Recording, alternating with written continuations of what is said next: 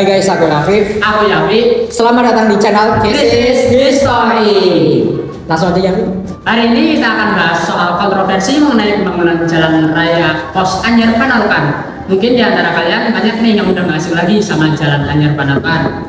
Dan di sini kita udah menyiapkan para narasumber dari kelas 11 F5. Boleh dong perkenalan? Halo, kenalin aku Aleta Cista Adabi. Halo, aku Julia Ismiraimana. Halo, aku Hanum Fabinida Aura. Dan aku Dwi Dianto Rizky. Jadi nih, pertanyaan pertama saya mau tanya, siapa sih sosok Deandres itu pada masa penjajahan dulu? Nah, jadi awalnya Belanda itu dikuasai oleh Prancis, sehingga Napoleon Herman Willem Deandres atau seorang mantan patriot jenderal sebagai gubernur jenderal Hindia Belanda yang ke-36. Nah, ia memerintah pada tahun 1808 sampai 1811.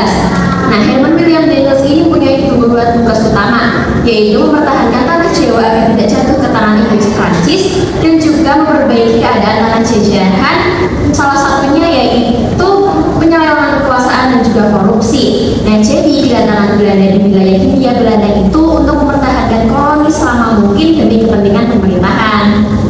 Kan dari yang saya tahu nih, Deandres sadar kalau pasukannya ini kalah kekuatan sama Inggris.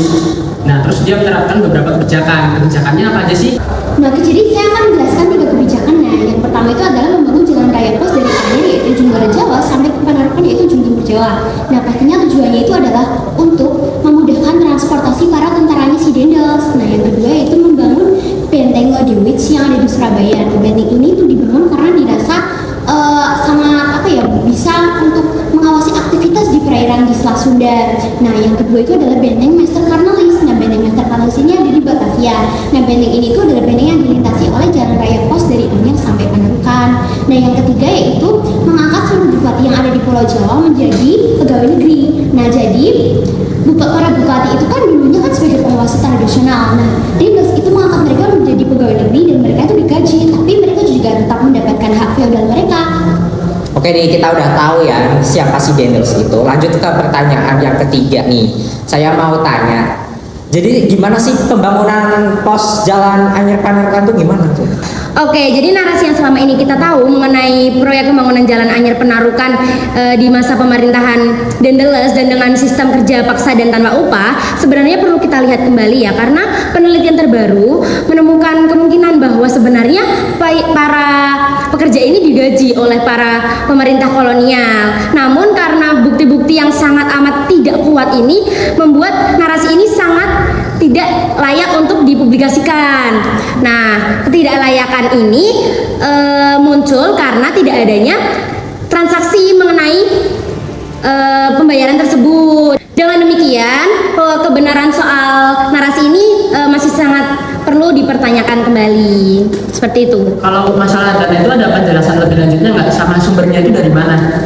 Oke, jadi pada awalnya tuh proyek ini tuh didanai oleh pemerintah kolonial. Nah, tapi semakin berjalannya dengan waktu, lama-kelamaan ini dananya itu semakin menipis. Sehingga pada tanggal 28 April 1808, Deandres ini mengumpulkan sekitar 40 bupati untuk diadakan rapat, tepatnya ada di Semarang, di mana di dalam rapat tersebut Deandres meminta sebagian pajak yang didapat oleh para bupati itu untuk dijadikan dana pembangunan jalan ini.